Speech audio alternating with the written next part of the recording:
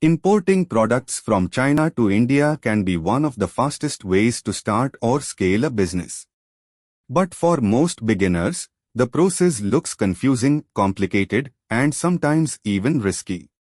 In this video, I'm going to simplify everything for you.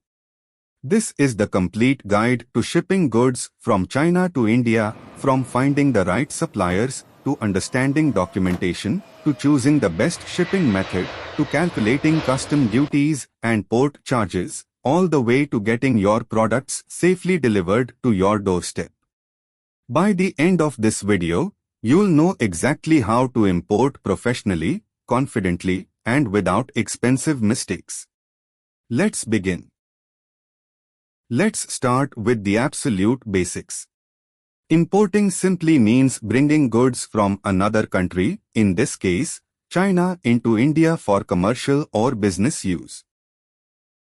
Every product in the world has a unique code called the HS code or Harmonized System Code.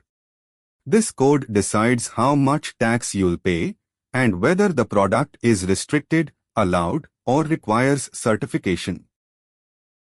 Before you import anything, you must check two things.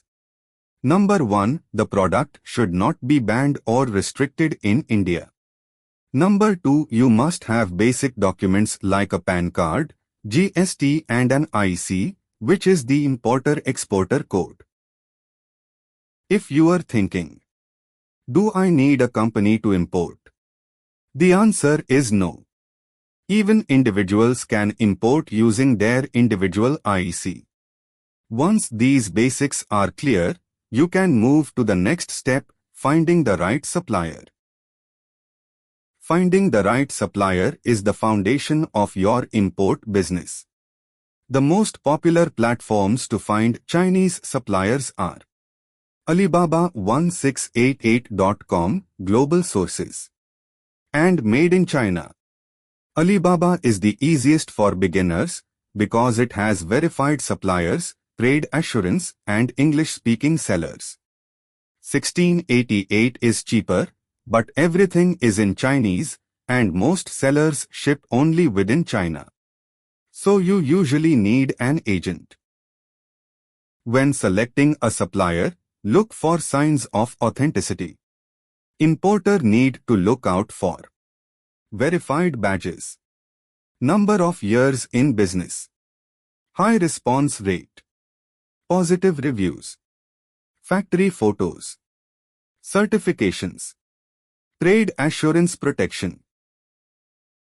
Always ask the supplier for product photos, videos, test reports, a sample unit before bulk purchase. Also look out for red flags, extremely low prices, incomplete answers, fake certificates, or pressure to pay quickly. Good communication is key. Ask questions about materials, packaging, delivery time, and warranty. Remember, never make 100% payment upfront. Standard practice is 30% advance and 70% before shipment. Once you identify a reliable supplier, the next step is documentation. Importing goods requires proper documentation both in China and India. Let's break it down in a simple way. The essential import documents are commercial invoice, a bill that shows the product, price, quantity, and seller details. Packing list shows weight, dimension, and number of boxes. Bill of lading or airway bill. This is the shipping document issued by the airline or shipping line. Certificate of origin shows which country the goods came from. Insurance certificate if the shipment is insured. Purchase contract agreement between you and the supplier. Depending on what you import, you may also need BIS certification, FSSAI approval, NOC from customs, product test reports.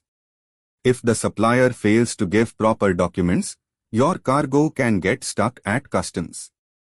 So make sure you double-check everything before shipment. Now let's talk about the heart of the import process, shipping methods. There are three main ways to ship goods from China to India. First one is Air Express. This includes DHL, FedEx, UPS and other courier services. It's the fastest, typically 3 to 7 days. But it's also the most expensive. Good for small products like electronics, accessories, or high-value items. Air Express handles small, time-sensitive packages with door-to-door service. Second one is air cargo. This is airport-to-airport shipping.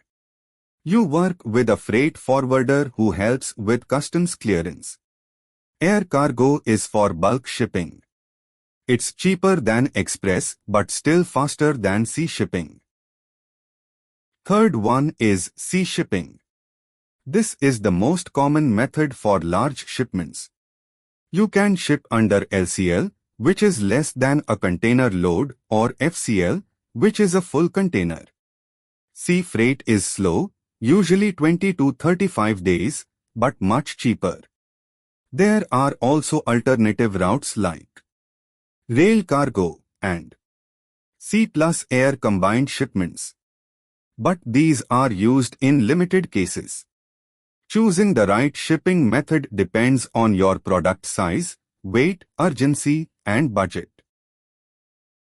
Your freight forwarder is the person or company who manages your shipping and customs clearance. A good forwarder can save you money, time, and a lot of headaches.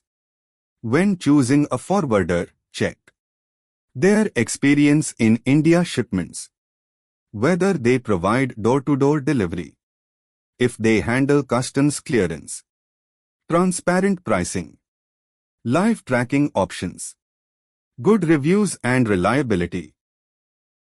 Should you choose a Chinese forwarder or an Indian one? Chinese forwarders are usually cheaper for door-to-door services. Indian forwarders offer better communication and support on the India side. A reliable forwarder will tell you total shipping cost, estimated delivery time, custom duties, port charges, additional handling fees. Before finalizing, compare quotes from at least 2 to 3 forwarders. This helps you avoid hidden costs and overpriced services. Now let's break down the most important part, the cost structure of importing from China to India.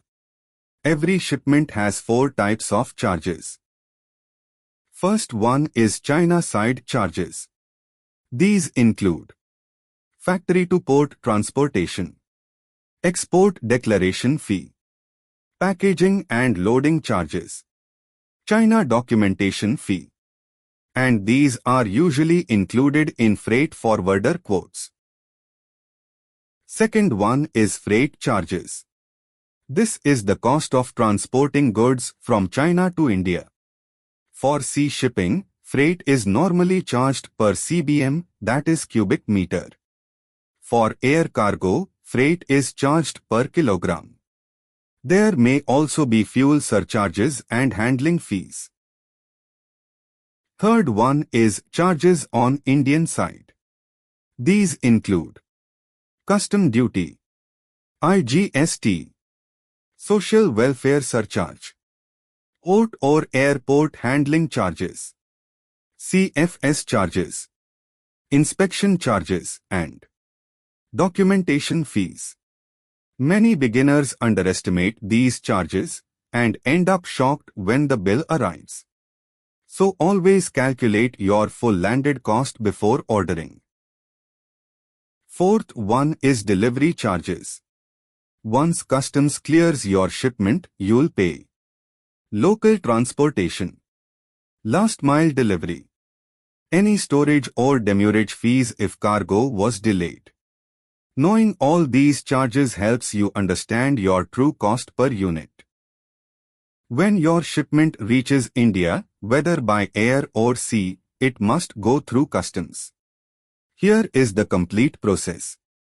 Step 1. Cargo arrives at the port or airport. Step 2. You or your forwarder file the bill of entry. Step 3. Customs checks your documents. Step 4. Your product's HS code and duty are verified.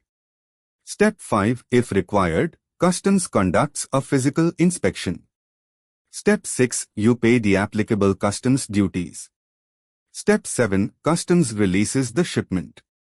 Step 8. The goods are taken from the port or airport to your warehouse or doorstep. If all documents are correct, the process is smooth. If documents are incomplete, the shipment can be held for days or even weeks. That's why choosing the right forwarder and proper documentation is so important. Before we end this masterclass, here are some powerful tips that will save you money, time, and stress.